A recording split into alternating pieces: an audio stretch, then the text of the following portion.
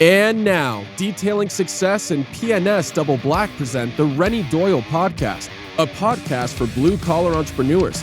Hosted by the detailer of Air Force One and founder of both Detailing Success and the Detail Mafia, Renny Doyle. You really like to leave me hanging. You want me to go there? You want me to go there? We'll look at your to-do list. No, my computer, ever since yesterday, I changed all of the cameras over and nothing would come on. So I had to completely reboot my camera or my computer up and everything else. But Gotcha. I got coffee. Yeah, there you go. You're never shy on things to say anyway. Me? Yeah. Yeah, I was only 10 seconds into the thing and I was out of words. Really? Well, you should, you know what? You need to learn to dance or, we need to get a karaoke machine. That way, in those days where I have technical difficulties. Well, no, I just start singing, huh? Yeah. I was doing a workout, just part of my workout, and I looked down. I got time to do one more thing, and I was like, oh shit, no, I don't. I got to go over there, and then I got to reboot my computer. It's like, oh boy. So today's Q&As. I love these. Were you tracking all of them that coming through on Facebook and stuff like that? I'm pretty sure I got them all. Cool. But I last checked late last night. Yeah, I added a couple to the list, so I think it's going to be fun. So, well, I think I've got enough here to keep us busy. Right. So, well, cool. Well, Roger's on. Hey, Roger, what's up? Michael, what's happening, man? How you doing, buddy? And Gabriel's on. So we got a whole bunch. Let's go ahead and start rolling into it. So. Christian Ramos, we got Jeff at Fast Eddie's, and Frank in Pittsburgh. Frank joins us on the podcast. That's how we know Pittsburgh is still on the map. Pittsburgh's a cool town. Pittsburgh, back when the first time I went to Pittsburgh, it was a little rough, and then now you go to Pittsburgh and there's some really cool stuff going on in Pittsburgh. I wish Detroit would do the same thing. That I think they are. I think Detroit's kind of trying to really do what Pittsburgh did. It's just they had a hard time. The industry, really hit them hard, and it's all of us need to take and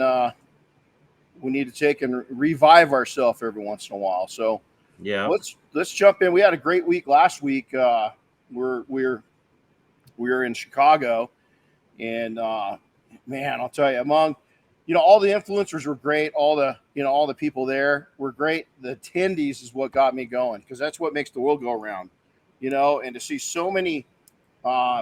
It was really cool because it was a blend of professional detailers and then really serious enthusiasts. And it was really cool to meet some people that we see here on the podcast, or we see in Facebook or different groups and so forth. And it was really awesome. So yeah, so it was for anybody that doesn't know, it was the Creator Summit at Car Supplies Warehouse, and it was the first time they did it, and they brought in some industry influencers, creators, whatever it was. And then they brought in some vendors, and we were there, as part of the PNS team, right, as a vendor, to work with the creators and make some content. And I think it was cool because, I think everybody expected the creators to be kind of leading the way, but we also taught the creators a few things as well. And it's amazing because you hear, Pan, the organizer, I mean, he's got, just shy of 1 million followers on Facebook or on YouTube. And, you hear all these things about these people. Oh, he's this, he's that, she's this, she's that. What a great group of people, man. They were giving.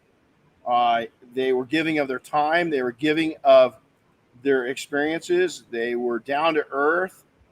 And it was cool because they had some real big, influencers with mega followers, and I think what Jason and team did was they brought in some new influencers with not near the bandwidth, but they could see people that were maybe coming up through the ranks, and it was pretty cool. So pretty awesome.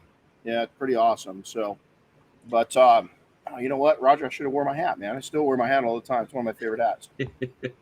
So hey, you want to tell everybody about our shirts? Well, I think it's kind of evident. So we're kind of putting a push on to get Bob and Dave into the Hall of Fame this year. Voting's going to start. I think it already started, maybe, or nominations. Nominations started. Yeah, I think so. Not voting. Yes, nominations have started. So, Bob and Dave have done a fabulous job. They've had long careers, in car care, and we just love to see them recognized. Their dad was recognized in the first class. I was honored enough to be among the inductees that year with their dad, but it's time for Bob and Dave, and so they're great fellas. So we've got Josh Pierce. Made some shirts up, so we're just showing support for Bob and Dave to get into that Hall of Fame. So we're excited to take and do it. And we hope that you guys will join us, and they definitely need it. So it's not need it; they deserve it. That's a better There you word. go. Sorry, I'm reading messages as I do it. So I read a need in there. So yeah, it's fun. You're going to see us wearing these every once in a while. I went to put on a really cool shirt yesterday. I got all kinds of. I went on a shirt buying spree, but one of them came in. It's awesome. I love it. It's kind of got my personality in it. And then the other one today was yesterday was defective. Oh man, that sucks. So I got a new shirt in the mail while we were out of town. It's a Myers Manx shirt, but it won't be a fun one for the podcast because the design is on the back. Oh well, you'll have to sit backwards. Sometimes it might be a better view. Just saying. We can make this the Chris show any minute, anytime. Hold on. That might have been a way of me flirting, saying that I like your butt. Oh no. See, I mean, you took it the negative way. You got to take it the other way. That maybe I was checking out your stuff. No, I think I like the negative way better. So hey, let's jump into this. This is a really fun one because most of them, I looked at a couple of the Facebook one, two to be exact. So I got a little prepared on that one, but I really didn't. It's pretty. They're pretty. I mean, not simple ones, but they're something that's common knowledge to me and a lot of people. Love to share it. So, well, the first one I'm going to bring up came in last minute through the email, and so neither one of us has really given this one much thought yet. So here we go. But it was, I'm going to mess up Jeff's last name. I'm not sure how to pronounce Jeff. Is it Couts? Fast Eddie's. It's Fast Eddie's, and Jeff will have to teach me in person because he's coming to training soon. But anyway, his question was a little bit longer than this, but this is the gist of it because I was out of characters on the screen. What are some ways you would define a detail business as successful? How will you know when I've made it? And he says that because his calls are coming in, he's staying busy, all that kind of stuff. He feels like he's putting out quality work, but he knows he still has a ton to learn, especially on the business side of things. That's okay because you can be there. I don't know if I've arrived yet. I mean, that's the way I look at it. Where's arrived when you've made it? I mean, the first thing is when you're happy. I mean, you got to truly be happy in what you do. And so different business models are going to require or kind of mandate how far you go. Personally, I think that if you've got your bills paid, you're able to invest, you own a home, you're living the American dream. You're putting retirement away. You've got an nest egg stuck aside. You're able to take a vacation. Ideally, going one step further than that. I mean, so we've got a lot of people now. It's very, very popular. And I did it years ago, twice. I've done it 3 times. Is that I worked out of my garage. The first time was during the winter in Sun Valley, Idaho.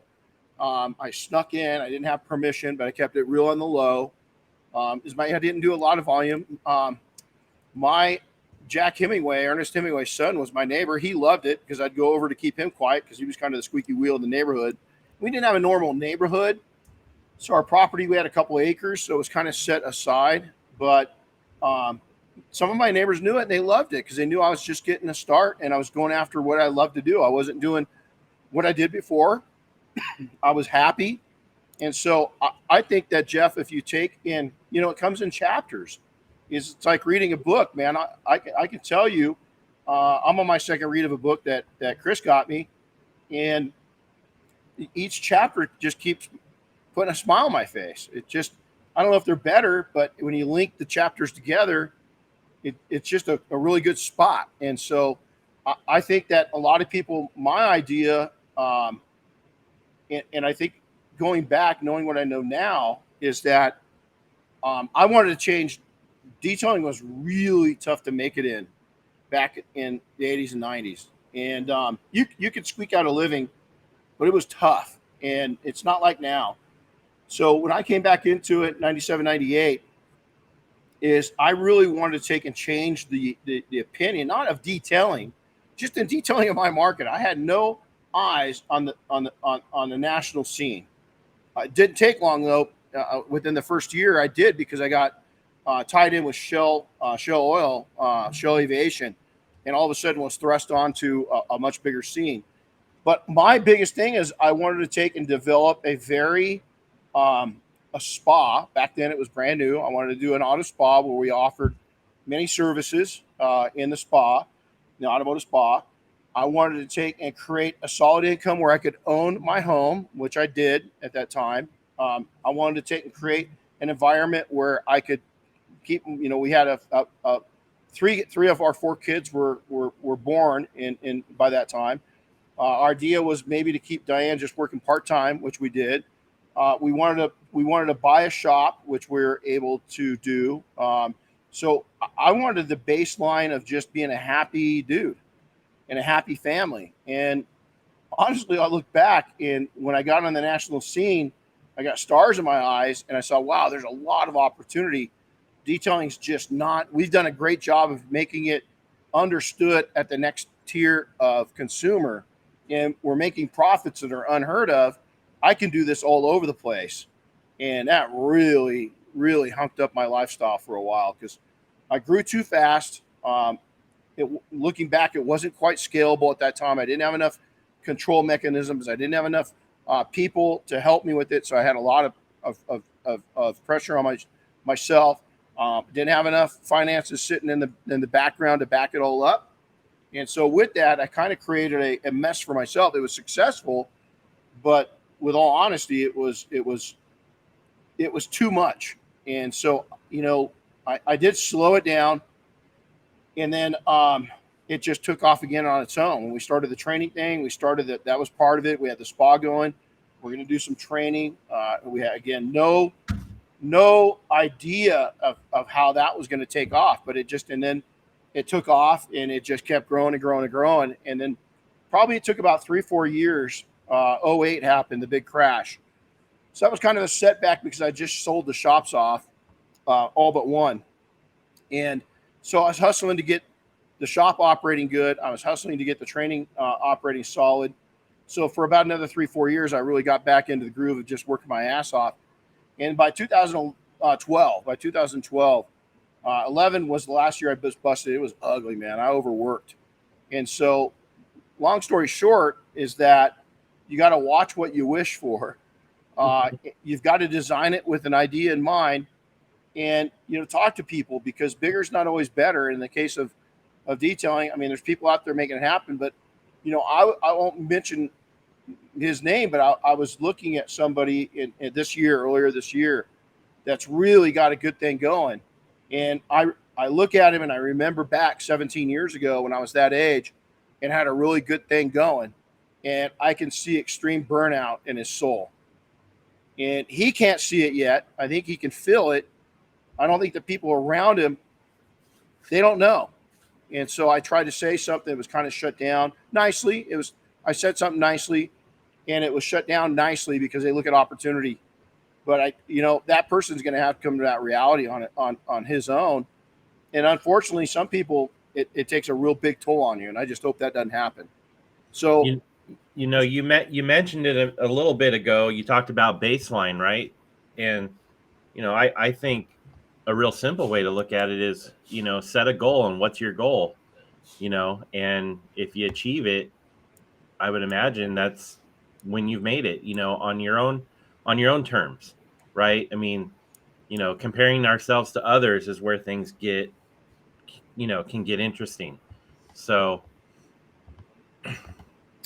well, here's the thing that I was talking to a good friend of mine that's been where the same exact Rick Walling. I'll go and throw him out there. I was talking to Rick Walling yesterday, a very successful detailer out of Oregon.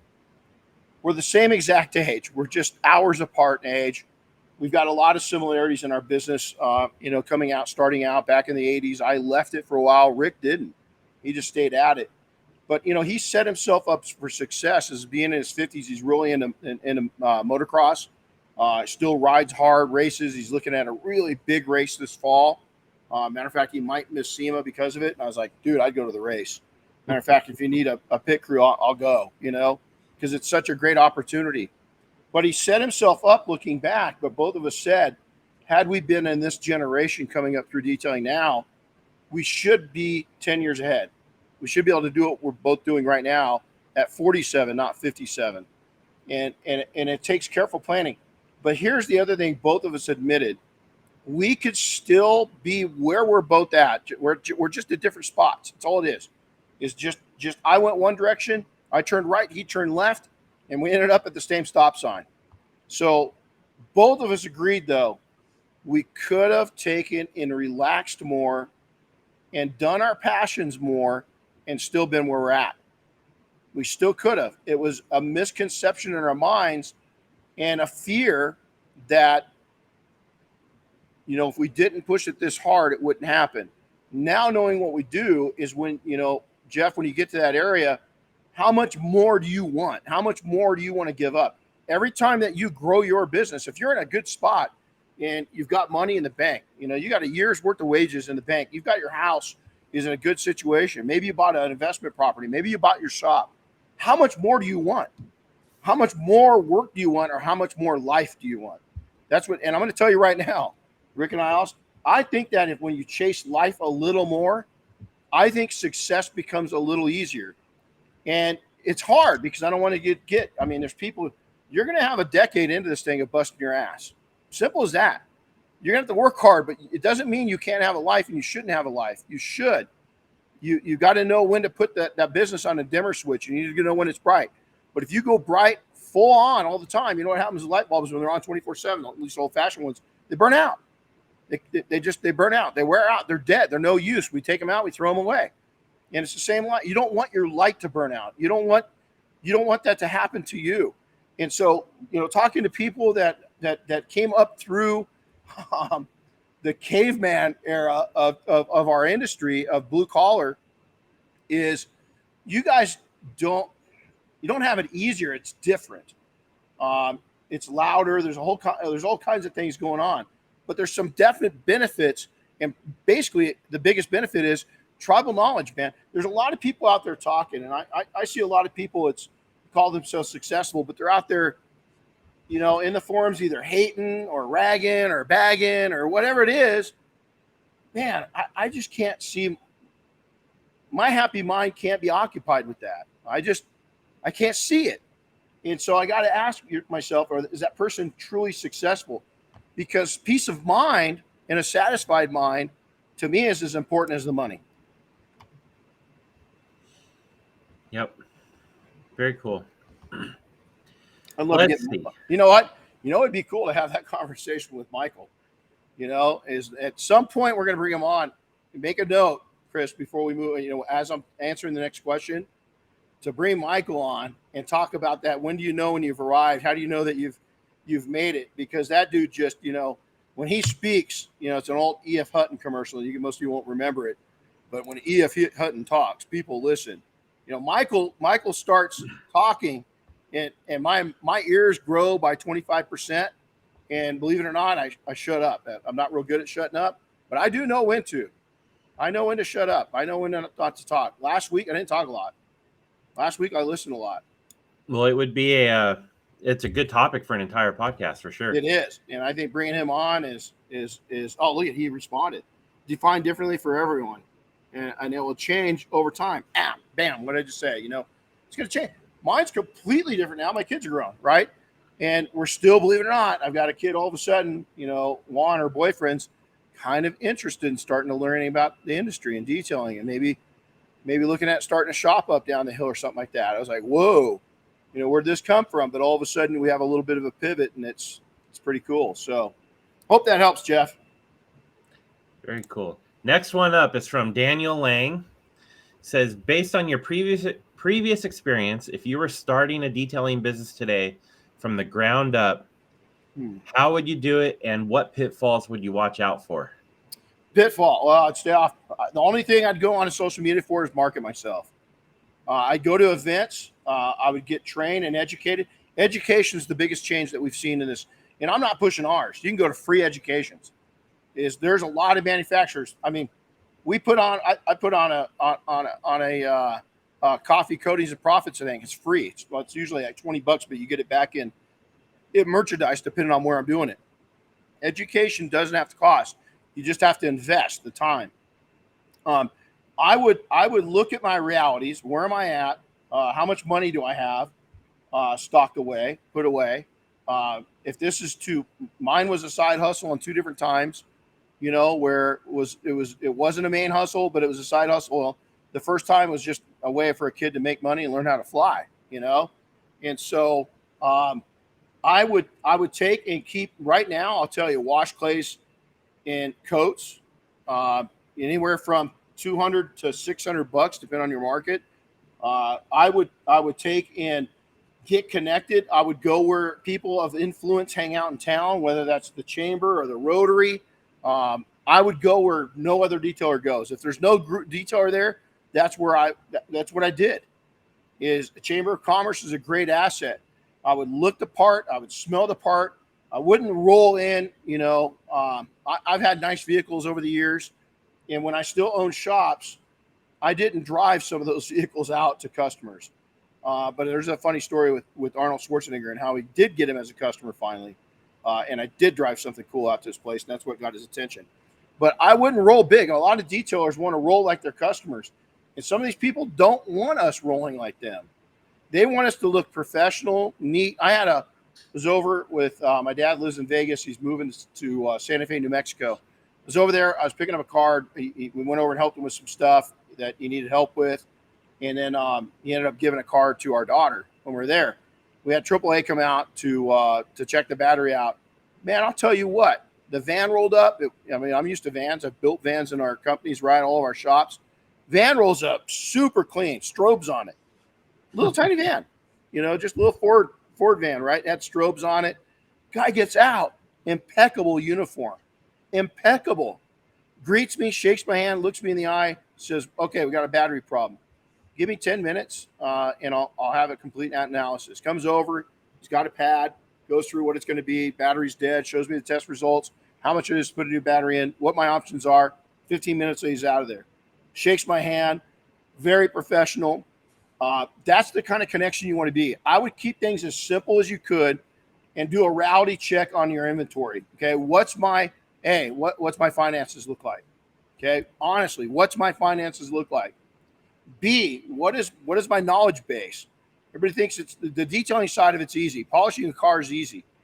I hate to say it. In this day and age, is if you've got the right education and know-how, there's challenges in it, but running a business is a lot harder. Is that if you think that the detailing, the technical side is going to be the difficult side, it's like dentists and doctors when they get out. The reason why so many dentists and private practice doctors fail is they don't teach business in medical school much. It's a very short part of it. And on the side of finances, it really gets them screwed up. It's the same thing with service business, blue collar. People think because I'm good at something that I will build it and they will come. And a lot of times, if you don't know how to manage money, if you don't have enough money to get going, if you quit your job too early, is that I kept a side hustle for the first 3 winters I was in business. Did I need to? First 2 I did. I had kids. The first 2 winters I had 2 kids. The third winter I had a third kid. And so I didn't really need to do it, but I did it anyway just to cover down. But what I had advantage of is I'd just come out, I'd owned 2 other businesses, very successful, sold them off, went to work for a big corporation, did very well there. That's where I learned finance. That's where I learned a profit and loss statement. That's where I learned scalability. That's where I learned management. That's where I learned management of people. That's where I learned to be a follower within leadership. And a lot of people just can't understand that. Well, I'm a leader. I don't need to follow. Bullshit. Is that if you're going to lead, you got to know how to follow and drop back into line when when that time comes. There's times that people are going to lead you, even if you're the top leader. And you look at a president, they got advisors. What do you think that is? The president's still the president, but they're getting advice. I would take and do look at what you're going to do service-wise. I would design a menu. I'd be very careful about that. I'd really design. So many people have a menu, and it's Me Too advertising. I looked. Matter of fact, every day I go on to Instagram and TikTok, and it's amazing on how many service providers, not just detailers, but period, look alike, sound alike, taste alike, price alike. And I'm like, I would look so different. I'd stand out. I would be memorable, and I wouldn't go after what everybody's going after. Is that I want to be the only person that offers my level of service and is connected in my market. And so it's it's relationships, and it's marketing. It comes down to those 3 baseline items. And if you don't know how to do it, own it. Go take classes. Junior colleges are an amazing asset. We've got SCORE, is an amazing asset. Toastmasters, an amazing asset. And all of those items are cheap. It doesn't cost a lot. And it's just I'm gonna steal one off of Carroll Shelby, the great Carroll Shelby. I heard him in a speech. I got one conversation I brag about it all the time. Less than 5 minutes, still talk to him. It just blows me away. But I heard him say one time, he was in his 80s, and he says, you could drop me butt ass naked in Michigan in January, and by June, I'm going to be back on top because I know how to. I don't need the money to do it. I know how to build the relationships. I got a passion for what I do, and I'll outwork everybody. There you go. That dude's amazing. He went through, he had to stop racing because his heart was bad. He had a heart replacement, and he kept going into his 80s. Imagine the stress that guy was under at different points and why it didn't kill him. He just had a heart of a lion. I'm surprised he's dead. I don't think he is. I think he's with Michael Jackson and Elvis. Michael Jackson and Elvis and Shelby. Huh. They're all hanging out. All right, let's see. Next one. I hope that helps. Jose sent in. He goes, how do you communicate effectively with high-end customers? My calls and text messages are often missed because they are so busy. You're not memorable enough. I hate to say it, is that they'll call you back, and it takes time. I've been there. And being memorable, I'm not dogging on you, is I'd like to know how many years you've got in the business. And how connected are you? How engaged? So, for instance, Diane and I, well, and that's the other thing is high end. Are there a lot of high end clients? What do you call in high end? I never wanted. I lived in one of the most exclusive, wealthiest communities in North America, and I didn't want the wealthiest. I didn't want that cream on top. Those guys were, I had them, but I didn't really hunt for them. I hunted the next ones down, the next level down. And then the service providers, all the contractors that did work for them, those people had serious money. Those are all. But where are you going, and are you being seen? So Diane worked nights, and so when we first got going, she was a wait staff at a really high end restaurant, and it was named Oscar's. He's from Spain. Still the best food I've ever had. My favorite restaurant. Everywhere I've gone across the world, 22 different countries, paella, Spanish style paella, second to none. This guy had at any given time in his restaurant on a Saturday night, you could go in there and it was a who's who of Hollywood. I mean, Bruce Willis. I could just go down. Steve Wynn was there all the time when he was in town. He had a house there, but Bruce and Demi were in there all the time, almost every weekend. It was unbelievable. Well, when they rebuilt the restaurant. Or excuse me, it was Felix, not Oscar's, Felix's. When they rebuilt it, it's where Felix lived. It was the house he grew up in. They converted it into a restaurant. His mom wanted him to do it. It's really ski towns. That's what they do, is they convert houses into restaurants and other businesses. So here you are at Felix's restaurant where he grew up is the house that he was raised in. And his mom gifted it to him because she wanted him to do something that would stand out and change his life. And so at 60-something years old, he built that restaurant. There was one table that was a 2-spot, only 2 people, and it was right over a vent, and it was kind of back a little bit set back. You could see it from the whole restaurant, but they didn't like to put people there because of the vent, whether it was the air conditioning or the heating.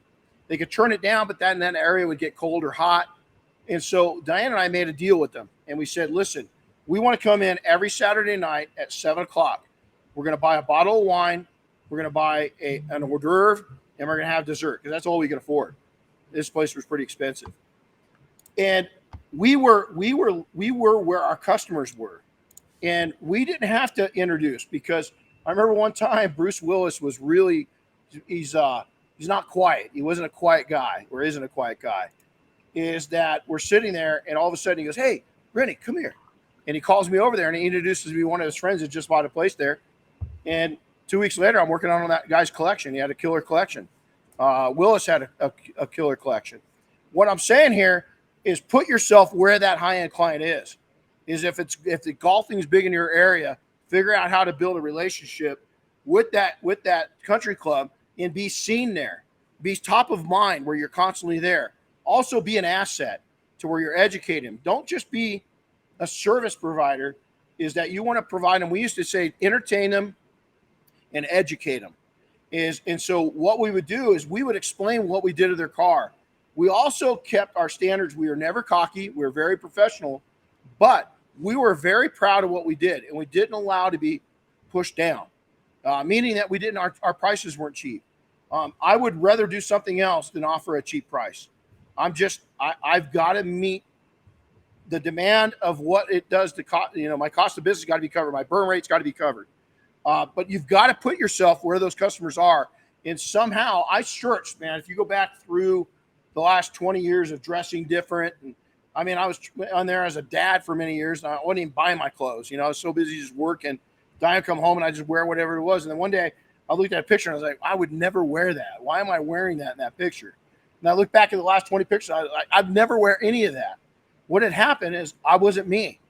And so when I became me, honestly me, and presented myself that way to people, we were clean, we were courteous. We actually marketed that we were a family. Not too much, but people knew that we had kids.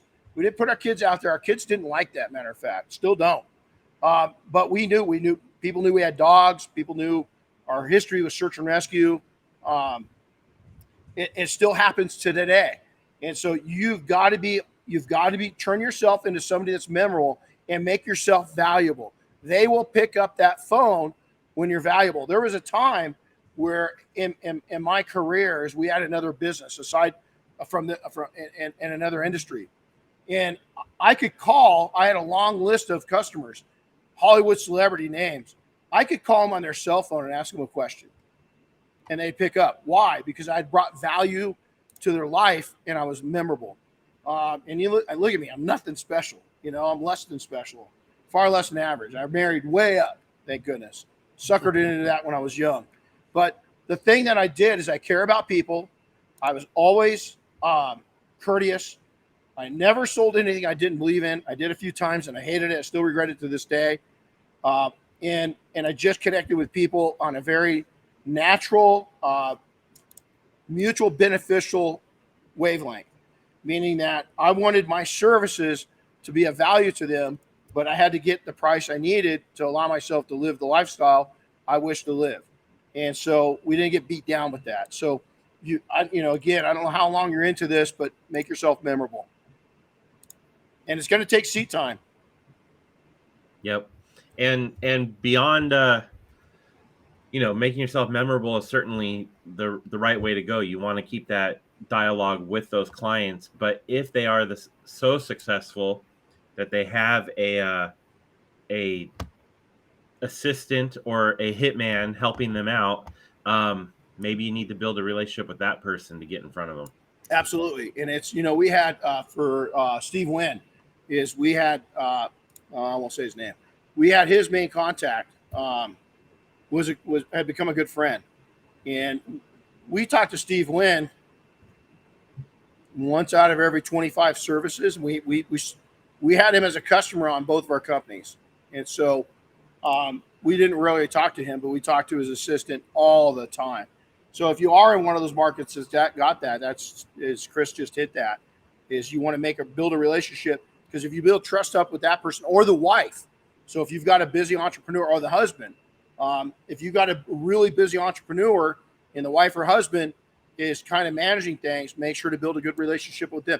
That their trust in you will translate over into that primary person that's saying yay or nay. Very cool. Hey, next one is pretty easy, but it's a good question. Eno, I think is his name. Cool name. Asked, how do you join the Air Force One detailing team? That's the only way through is our 5-day training. Is you come through. It's all we have an application process for everybody that came through the 5-day. We've got roughly just at 200 members. It hovers right around there.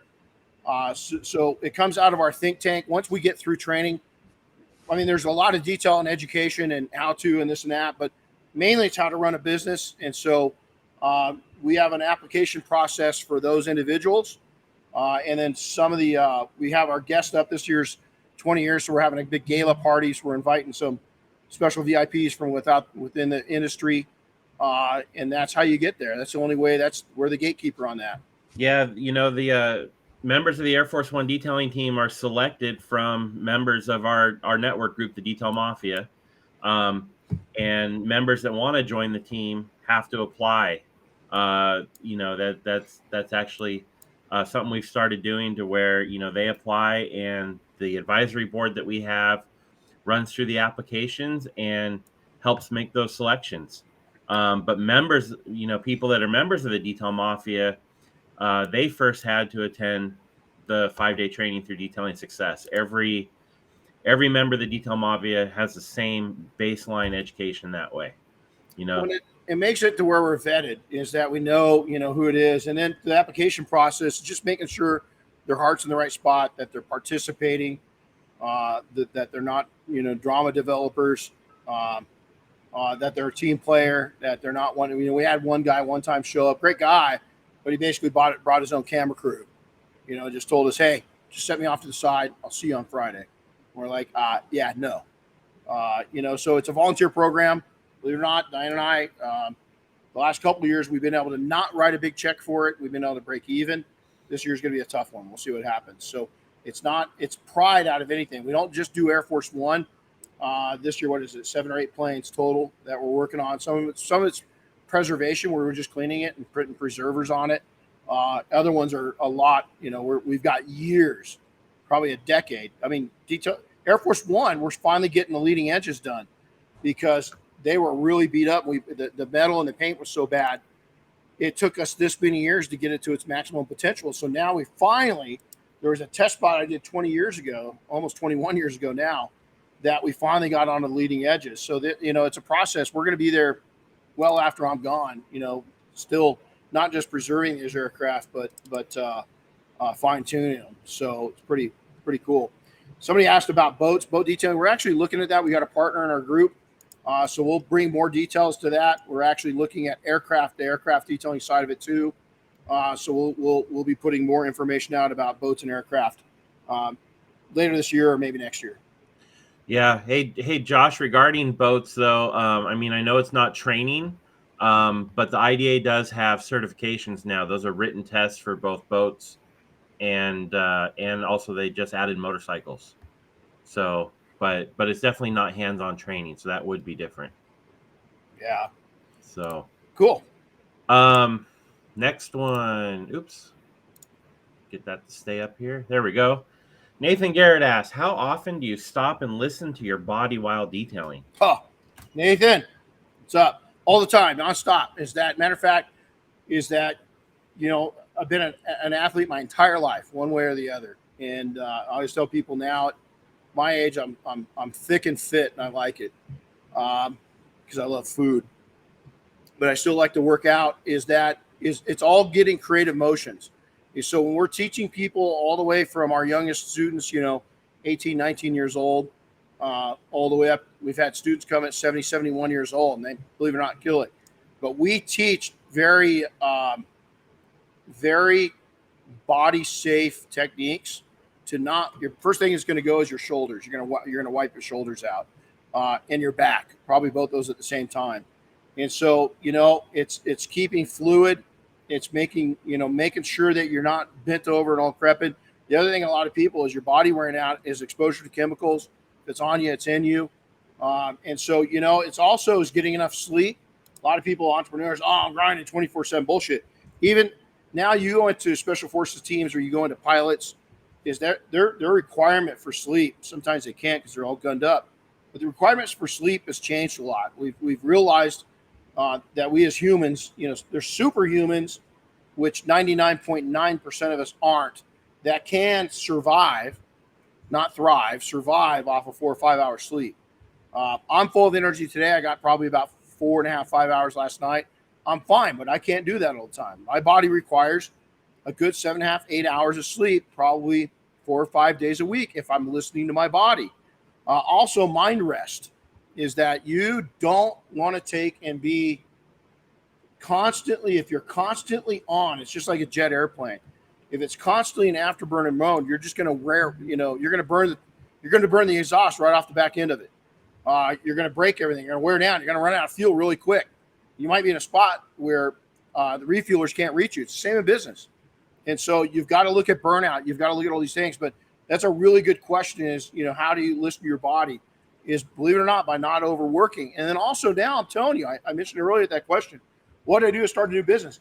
Listen, I love paint correction, but we live in a time to where we can make just as much per hour of not touching a polisher to paint in the right markets as we can touching a polisher.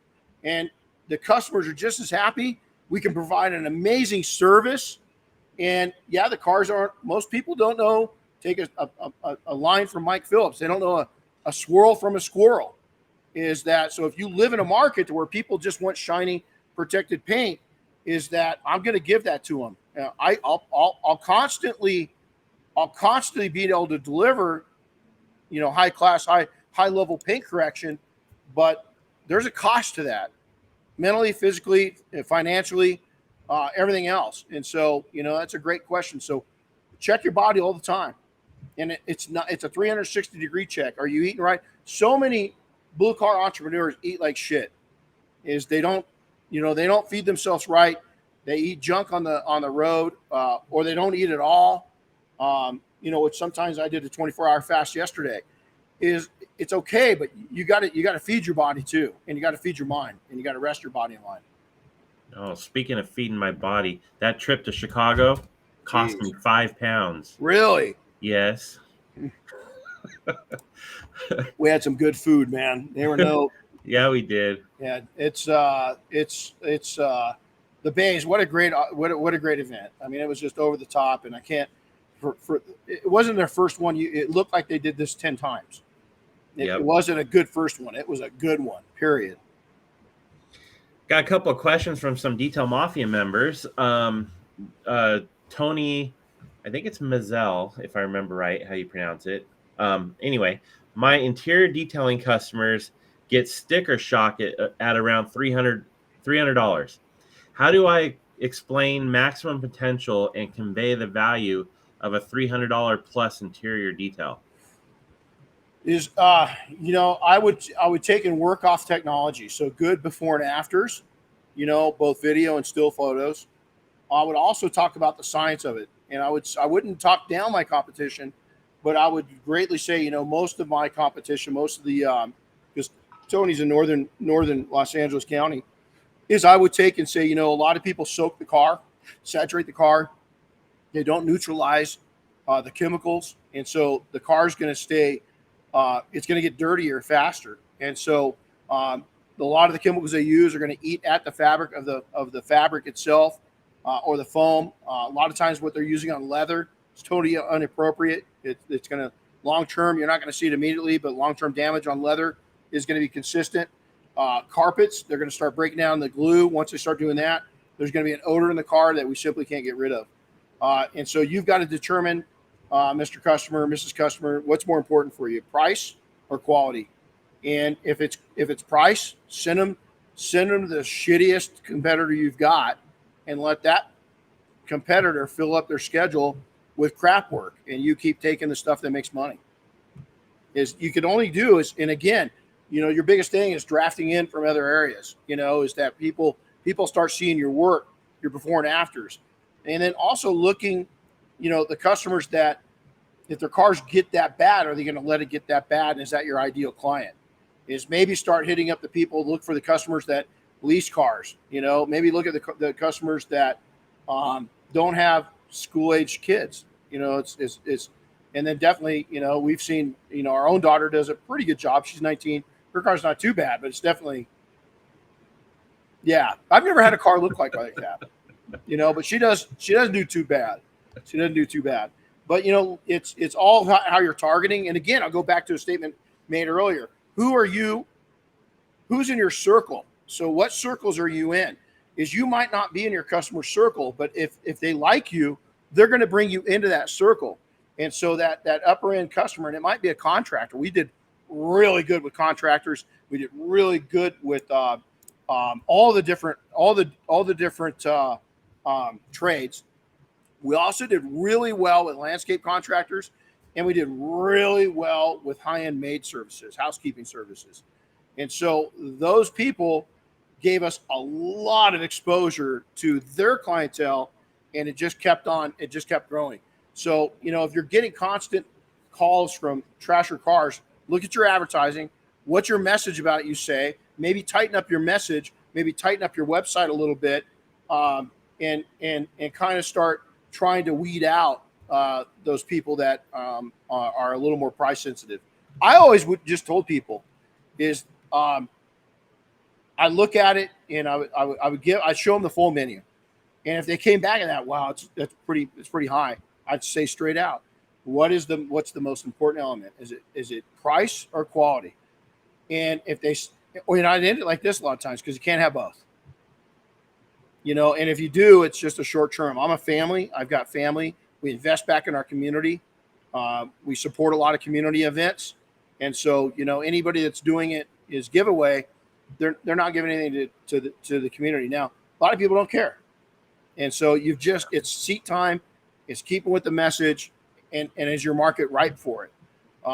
And again, maybe it's one of those that if you keep those people come back, and the cars are trashed, you can't even get $300 for it. Maybe you start targeting, paint correction coatings or wash clays and protects, or wash clays and coats, and just stay away from that market completely. There you go. Price it as you need. Make some money. If they don't accept it, then look at everything. Look 360 degrees around you and see what you're sending out, but also look at your market, and it might be a market problem. Next one, Rick Kolb. I'm currently a mobile detailer. If given the opportunity to build a home-based shop or rent a shop, what would you do? My house is sitting 45 yards away. It's right here.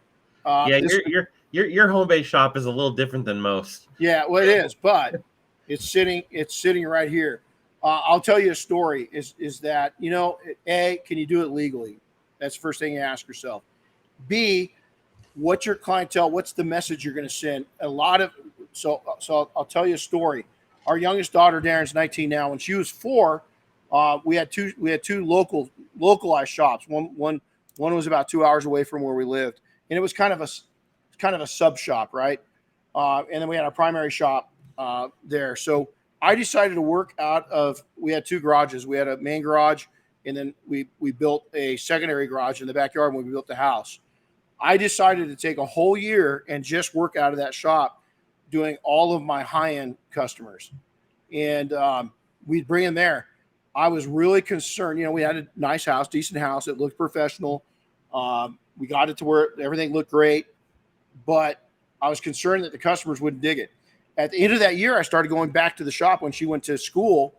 And I had customers, those same high-end customers going, well, hey, can I just have you do it at your home shop? I really like having no people around it. And I was like, are you kidding me?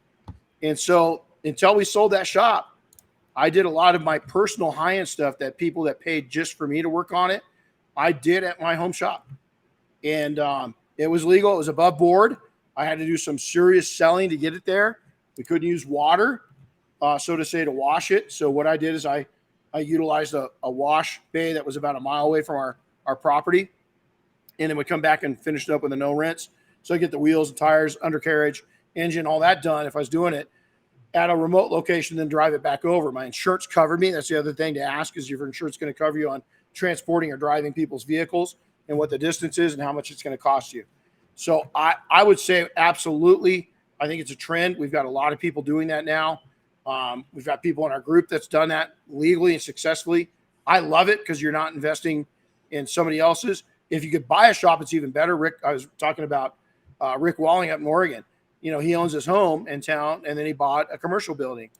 And, you know, part of his, and guys, I don't care if you're 20, is that you're going to want to retire. Will I ever retire? No. Am I going to take and run my businesses? You know, I learned from my mentors is when you arrive at a location where you're making money 24/7, 8 hours when you're sleeping, is that you're in a pretty good spot. And so I want to continue with that. We've got, you know, Chris is on his way up here today. We're going to talk about some of those businesses and opportunities I'm looking at right now. But Rick Walling's looking at when he retires, you know, is he's got a good plan for his shop, his detailing business, but he's got a plan. No matter what, he's got that shop, and it's very in demand and very needed. He's got income the rest of his life from that. That's why I think the biggest change in the industry is that people is education, and then the level of professional entrepreneur we're bringing in has changed. And then, but people are building and owning shops, and that's pretty awesome. Yep. All right. Next one. I have a second one from Daniel Lang. He asked, when and how did you transition from detailer to trainer? I did it at a time when it was quiet. And so I've always, so the government has spent a shitload of money training me on how to be a trainer. It started when I went to my first trainer program with the San Bernardino County Sheriff's Department. Oh, no. Hold on. Let's go even back before that. Boise State, ROTC. I went through a leadership course at Boise State University through ROTC in 1986. And I was 19 years old. And so ever since then at 19, but it even goes back before that. I was into scouting. And I went to a class that they put for our council in Southern California and was the patrol leader. And so they had a patrol leaders workshop.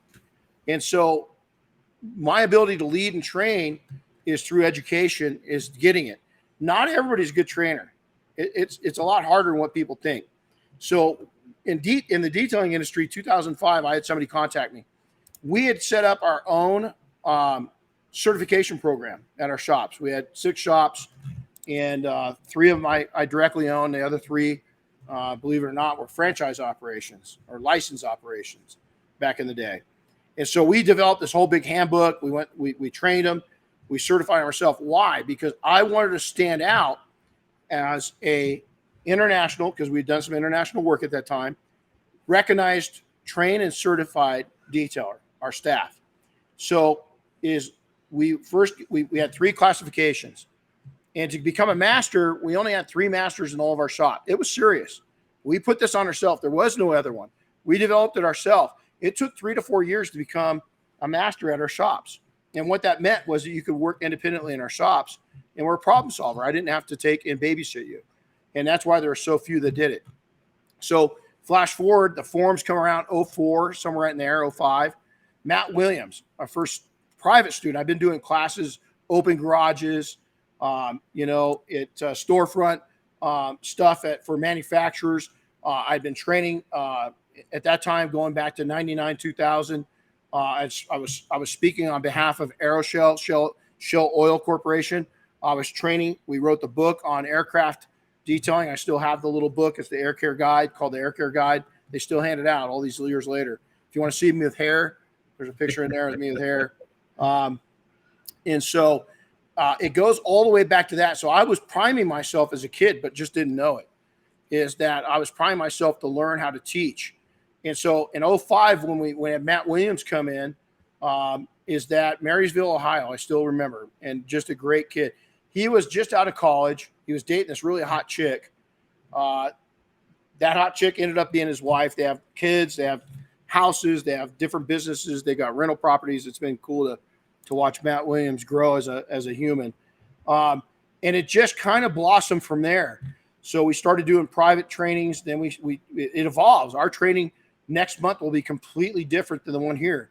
Back in 2005 when I started that, it wasn't loud. It wasn't noisy. Today, to get into this, you got to figure behind us. What do we figure out sitting in here, Chris, if you're going to replace all this stuff? $250,000? Oh, man, that's a lot. Yeah, it's not including the shop. Just the gear that's in it is to run an effective program. That's a big investment. And here's the thing. If you're going to go into it, you got to look. I'm not the big guy. I mean, I've got all these manufacturers I've got relationships with. You open up these cabinets, and it's pretty cool. We're redoing it. I'm going to slide this over there. But they're filled with all the different great manufacturers, got relationships with them. But I'm competing with some of the biggest names in auto care. I mean, you got Griots. They've been in the house. P&S, is our partnership and in our line, the Renny Doyle line, right in that, is that it's really loud these days. And if I was going into it today, the last thing I would do is get into training, unless I was going to go to as a corporate trainer for one of it. And I'm not worried about competition. I'm not saying that because of that. I'm just saying the return on investment. Now what I'd have to put into this, I would put a spa in with PPF, window film, paint correction, coatings, wash clay coats, send them out the door, and make a hell of a lot more money. Not to discourage anybody, but that's just hard facts. It certainly didn't happen overnight either. No. Yeah, let's see. I mean, we are damn near 20 years. When we did Air Force One 20 years ago for the first time, we weren't training. I was doing open garages with Shell. I was at all the big air shows speaking. So I've been at this a long time. 1999 was when we went overseas the first time with Shell. And then I went to Oshkosh for 11 or 12 years. I went to Sun and Fun. I went to Reno Air Races. I went to AOPA. I went to Paris Air Show. I went all these different shows. And again, Shell Oil, kind of a big company. I don't know if you ever heard of it. They spent a lot of money of putting me through their corporate training to learn how to connect with people, read people, how to convey, how to communicate. It was just a series of, the stars and the moons lining up. Someday somebody's going to replace me here. Who that's going to be, don't know. But it's we all have an expiration date. Both in business and in life, before we go on to the next great thing, and that person's going to have to be groomed for a while, but he or she's out there, and they're going to do it even better than I do. Well, speaking of the next great thing, I think this is a carryover question from last time, but Richard said, if you were to go into any other business, what would it be? Self-storage. Oh yeah, there you go. They're getting some of my money right now. Self-storage. And here's why. I was actually I've invested in some with a buddy of mine. He's still in it. I probably, it's a PG show. I'm going to say it because Dave is the guy that really, Dave Morris out of Sun Valley, Idaho. He actually lives up in Stanley, Idaho now. Dave is my angel. He got me going on the aircraft side of things back in the 90s. And Dave's just an incredible guy. But he says self-storage is like prostitution, is that you have it, you rent it out, and when you're done, you still have it, and you rent it out. And all you have to do is basically clean it, receive the payment, do the deed, and as long as they want you, you stay around. And so it's self-storage because now it's all automated. I like things that don't take. I would have one person. Also, our buddy Greg McKay up out of Washington, Woodinville, Washington. He's got a really cool self-serve car wash, a really high-end one. That would be probably equal to. The problem with self-storage is it's going to cost you a bit, especially now. Land's really expensive. These things back in the day. Back 10 years, 12 years ago, there's a lot of people retiring out. They were the first wave of self-storage developers. they were selling their places and they needed a lot of renovating. It was kind of good deals. I'm not sure if that's still happening or not. I look at it, but the car wash, but not the big car wash. With personnel is going to be, it's a big problem right now. It's a big problem is the people problem for a lot of companies. If you're a good company and you pay well and you've got a great environment, a great culture, it won't be a problem. You just got to find the right people. But that is a problem. But those two businesses I would seriously look at. And then there's several others. But if as we're going down through, and then the other thing is the whole Airbnb thing. If I've got my buddy Bobby Weiner, we've joined forces with the challenge 5 for 5, meaning 5 properties in 5 years. Is there's software you can buy. It's not cheap, but there's professionals that will guide you through it. Bobby and I we don't talk as much the last couple of weeks because we've been kind of busy, but I am in the, we're looking right now for a property here that put our students in that we're going to double over and use as an Airbnb. I'd be looking at that as you buy. If I was back 19, 20 years old, there's no way with Airbnbs I wouldn't have sold my house. My first house, I'd still have it, and I'd be either long-term renting it, most likely just Airbnb-ing it. My neighborhood, it wouldn't go, though. Never mind. Because nobody's going there unless they want to. Yeah, same for my neighborhood. Yeah, it's carnage. They could go for a carnage tour, I mean, why rent an Airbnb when you could just park your RV on the street and live in it? There you go. I like that. Throw a mattress in a trailer and call it home. Yep. Cool. I got one more here from last time that we didn't get to. I'm located in Ohio. My clients are asking for weekly wash packages. How would you structure something like this, and what would be a good price to charge? Oh man, we love this. We had this as we called it back in the day, our gold medallion membership, and everybody thought it was the dumbest thing. Is that we had a weekly package to where we had to start out by detailing, completely bringing your car up to our standards inside and out. So that's where it started. We had to bring it up. We had to get it coated inside and out. So they paid for that, right? Then back then we were charging about $300. It wouldn't work now. I'd probably be $375 to $450 a month for each car. And it was called the Gold Medallion Perfect Car Membership. The reason there was Gold Medallion, we didn't even call it that, is we had special cards that the members had that had like a gold medallion. And we had one guy in our shop that was he was the contact. They didn't even call our office. They had a concierge, a detailing concierge. That they would get a hold of them, and they had direct access to them.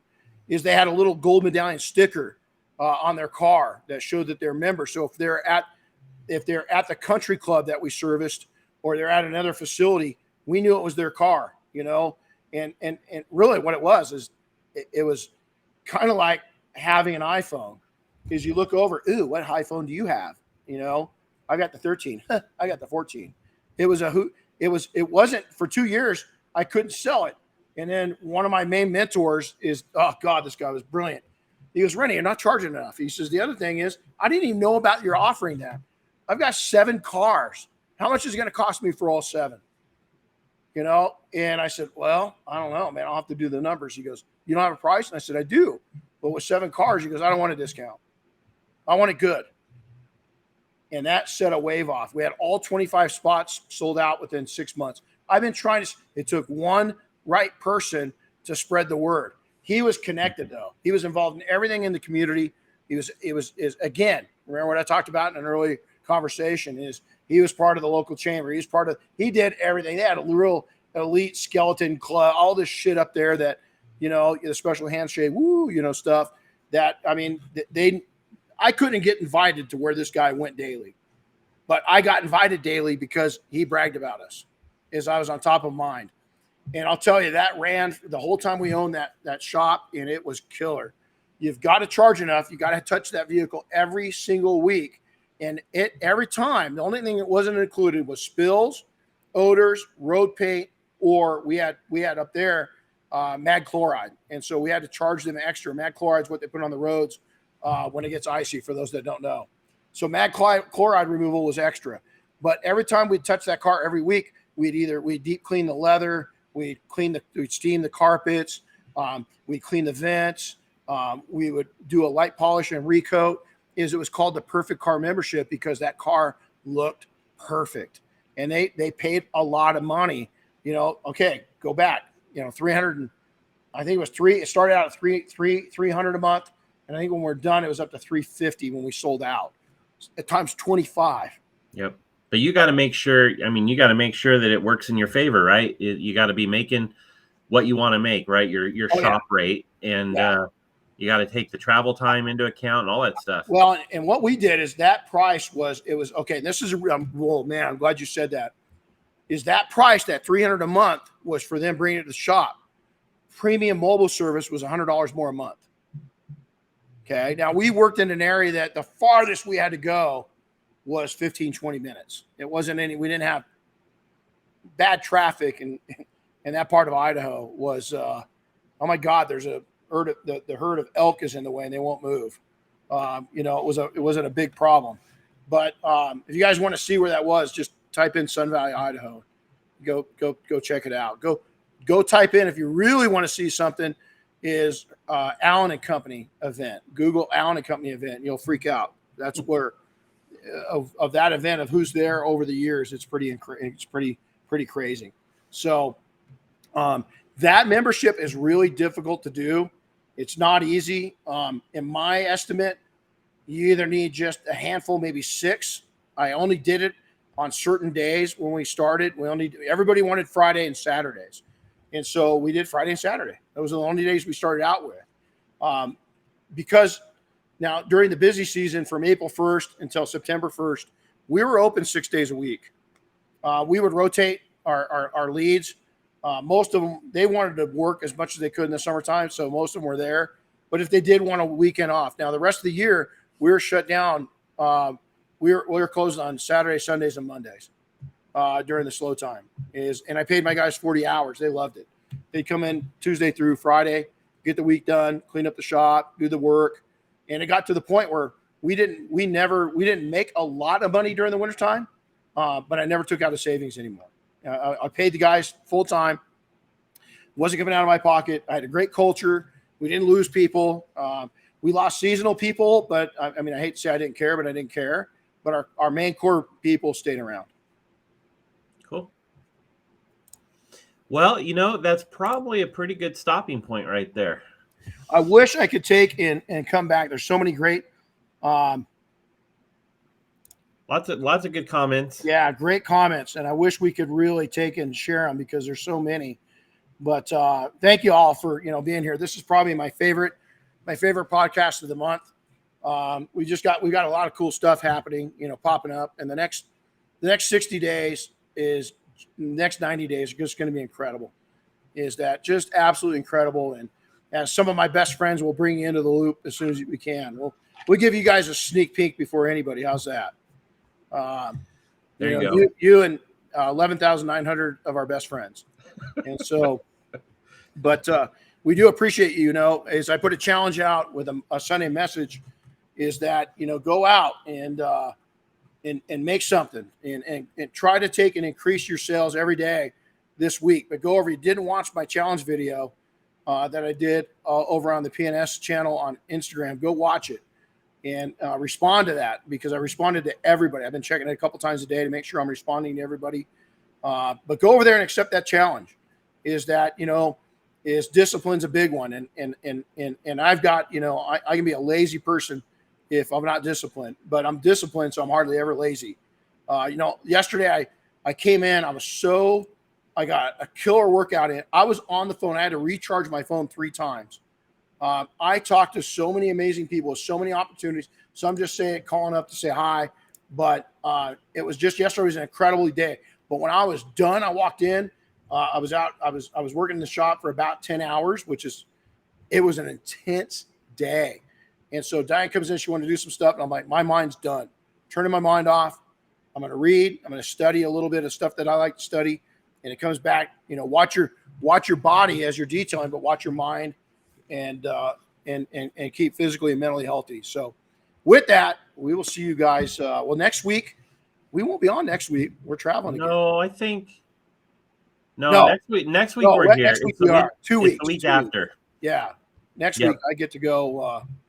Rip and I get to go next week is our drill weekend, our long drill weekend. So we're going to go. We're going to be driving right by you. Oh yeah. You'll have to pass through. Yeah. Next week on May 10th, assuming nothing's changed that I forgot about, the topic is going to be hesitation can kill you or save you in business. I like it. So no one to punch it. I don't like putting the brakes on in business. I don't know if I've ever put the brakes on, but there's definitely a time to slow roll it and see what happens. So, hey, go out and have a powerful week, and we'll talk to you soon. Take care, everybody.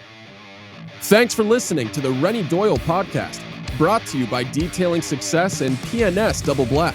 Listen to new episodes weekly, and be sure to subscribe on Apple Podcasts, Spotify, or wherever you get your favorite podcasts. And don't forget to share with your friends and colleagues.